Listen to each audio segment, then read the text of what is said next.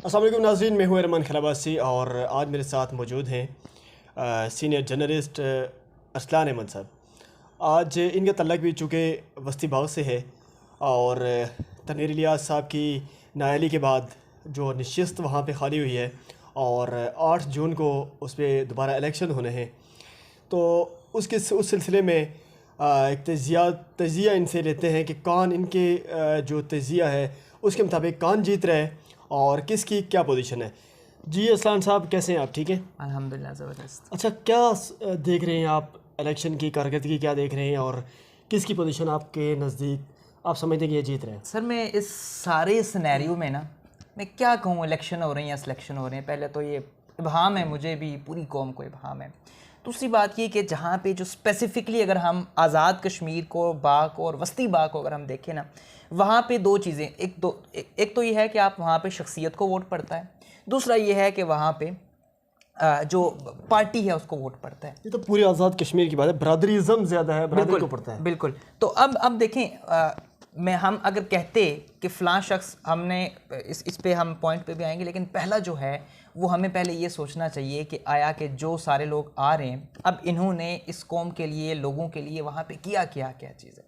सबसे पहली तो ये चीज़ कि अवाम सारी को इन्होंने दबा के रखा हुआ है। दबा के क्या, आप इनको छोटे टूटी खंबा रास्ता दे के वहाँ पे अवाम को इस तरह से ग़ुलाम बना के रखा हुआ है कि कोई शख्स तालीम के हवाले से बात नहीं कर सकता, कोई शख्स सेहत के हवाले से बात नहीं कर सकता। एक वो अस्पताल था, एक वो यूनिवर्सिटी थी जो बाग के अंदर पीपल्स पार्टी की वसादत से आई, कमर ज़मान वो बाग के अंदर लेके आया, और बाकी जो चीज़ें थी अब देखें उसके अंदर और क्या है, आपको क्या नज़र आता है कि आप अब जहाँ पे अभी जो करंट सिचुएशन है इसके अंदर, अब वस्ती बाग की जहाँ पे हम बात करते हैं, तो अब वस्ती बाग के अंदर यही मुश्ताक साहब हैं और यही काबिले एहतराम मौसूफ़ जब पहले आए थे, तो पहले आप ज़रा मैं कौम को याद दिलाना चाहता हूँ क्या कहा था इन्होंने, आज़ाद कश्मीर के अंदर इंटरनेट को ये फ़ाल करेंगे।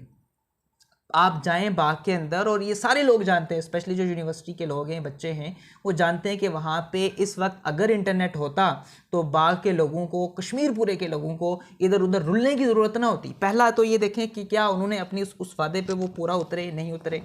अब वापस एक शख्स, एक जर्नलिस्ट होने के नाते, ये हमें कारकर्दगी पे अभी हम बाद में बात करेंगे, क्योंकि ये एक ऐसे टाइम ऐसा है कि हम अगर कोई भी इस तरह की बात करेंगे तो उनकी ये बाइस हो जाता है। हम अभी सिर्फ ये इस पे बात करेंगे कि आपके क्या लगता है कि किसकी पोजीशन मजबूत है, मुश्ताक साहब जीत रहे हैं या कमर साहब जीत रहे हैं? देखें, एक पूरी हुकूमत की मशीनरी लगा के आम इंतखाबात के अंदर, मैं आपको याद दिलाऊं कि शर्की के अंदर सिर्फ 250 जो मार्जिन था, और वो भी इसके अंदर आपको पता है कि बहुत सारी चीज़ें ऊपर नीचे की गई हैं, और सारी हुकूमती मशीनरी एक तरफ थी और PTI को किस तरह से जितवाया गया शर्की बाग के अंदर। और सिर्फ अब ये कोई सोच भी सकता है 250 की लीड कभी तारीख के अंदर नहीं हुआ। अब जहाँ पे वस्ती में चले जाएं, वस्ती के अंदर आप गुज़िश्ता जो पीछे इलेक्शन थे, मुश्ताक मिनाज साहब इसी चंद हजार वोट से जीते थे, चंद हजार नहीं, तकरीबन 1800 से 2000, 800 वोट, 1800 से 2000 के करीब जो थी वो, चूँकि एक पोलिंग स्टेशन का जो रिजल्ट था उसके वाले से कुछ कॉन्सिक्वेंसेस थे। लेकिन अभी अगर ये सिचुएशन देखें ना, इस वक्त लोग उनसे बड़े मुतनफ़्फ़र हैं, लोग उनको देखना नहीं चाहते, लोग उनको सुनना नहीं चाहते। आप मरीम नवाज़ का जलसा देखें, मरीम नवाज़ का जलसा उतना शायद कि अपने पिछले दौर में वो अकेले खुद ही करते आए, अब इसको आप वो कामयाब जलसा कह के ऐसे ऊपर उसको आप दिलासा देने की कोशिश नहीं कर सकते। आप समझ रहे हैं कि ज़िया कमर साहब की देखिए, उनकी बिल्कुल कैटेगोरिकली मैं ये बात कह रहा हूँ कि उनकी पोजीशन इस वक्त बड़ी स्ट्रॉन्ग है, और इस वक्त अगर तो उनकी पोजीशन को अगर देखते हुए, ये जो आप कह रहे हैं ना कि बाकी सारी जो पार्टीज़ के लोग थे, जो अहम लोग थे, उनके साथ मिल गए, ये रात को जो चीज़ें हैं ना वो तब्दील हो जाती हैं। ये इस वक्त ये आप अभी ये चीज़ ना सोचें। अगर कर्नल ज़मीर साहब, ये फैसला कौन जो है, वो अभी कर्नल ज़मीर साहब है PTI के जो है, वो भी 10-12 हज़ार वोट वो ले सकते हैं, वो अगर किसी की हमायत कर जाते हैं, मुझे बड़ा ताज्जुब होगा, मुझे उनकी हमायत करने पे बड़ा ताज्जुब होगा। अगर स्टैट्स देखें, अगर नज़रिए को देखें, अगर पार्टी को देखें, तो वो किसी की हमायत नहीं करेंगे। अगर उसके बाद उन्होंने किसी चीज़ पे कंप्रोमाइज़ करने की कोशिश की, आपको ज़िया कमर साहब किस वजह से और किस बुनियाद पे आपको जीते हुए नजर आ रहे हैं? देखें, उनकी एक चीज़ है ना, उसकी दो मैं आपको बेसिक रीजंस बताता हूँ। पहली तो ये कि उन्होंने उनके वालिद ने जिस तरह से शर्की और वस्ती दोनों में लोगों को सपोर्ट किया, वहाँ पे काम किए, मुख्तलिफ प्रोजेक्ट्स किए। एक तो ये चीज़, दूसरी ये चीज़ कि उनका वहाँ पे जो बरादरी वोट बैंक है वो उनसे कई गुना ज़्यादा है। अगर तो पीटीआई और कर्नल साहब अगर अपना कोई फाइनल डिसीजन करते हैं तो उसके बाद ये बात कही जा सकती है कि ऊंट किस करवट बैठेगा। लेकिन अभी जो सिनेरियोस चल रहे हैं इसके अंदर पीपल्स पार्टी की वाज़ेह अक्सरियत है, 1000 से ज़्यादा अक्सरियत है पीपल्स पार्टी की। और दूसरी ये चीज़ कि अगर ये सारे लोग मिल के भी अगर सपोर्ट करते हैं नून लीग को, तो नून लीग का अभी वो कैटेगोरिकली मैं बात कर रहा हूँ कि नून लीग का वो इस वक्त जो बयानिया था ना वो दफन हो चुका है। ये जो लोग आए थे, आप देख रहे हैं जलसा देख के आप कह रहे होंगे कि सारे लोग आए नून लीग को वोट के देंगे, ये जैसे मरियम बीबी को देखने आए थे और इनमें से कोई ऐसा बंदा नहीं था मास वाई चंद लोगों के जो उनके वोटर्स थे।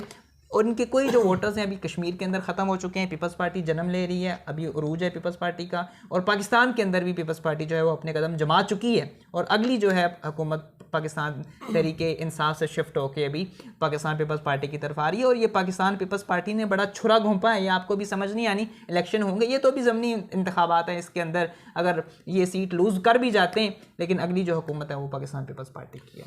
ये अरसलान साहब के मुताबिक ज़िया कमर साहब जो है 1000 की लीड से जीत रहे, लेकिन जो मेरा तजिया है मेरा इनसे बिल्कुल मुख्तलिफ है। मैं समझता हूँ कि मुश्ताक मिनाज साहब की पोजीशन जो है 8-10 के बाद और अभी दोनों की पोजीशन इस तरीके है, 19-20 है, 50-50% है, लेकिन थोड़ा सा जो अप मार्जिन है वो मैं मुश्ताक मिनाज साहब को दूंगा। इस वजह से कि एक तो मरीम नवाज़ साहब के जाने से भी हुआ, मरीम नवाज़ साहिबा के जाने से भी हुआ है, और जो बाकी जो छोटे मोटे जमातें हैं, फिर राजा यासीन साहब उनके साथ मिले हैं, मुस्लिम कॉन्फ्रेंस जो नीचे वाला बेल्ट जगह है,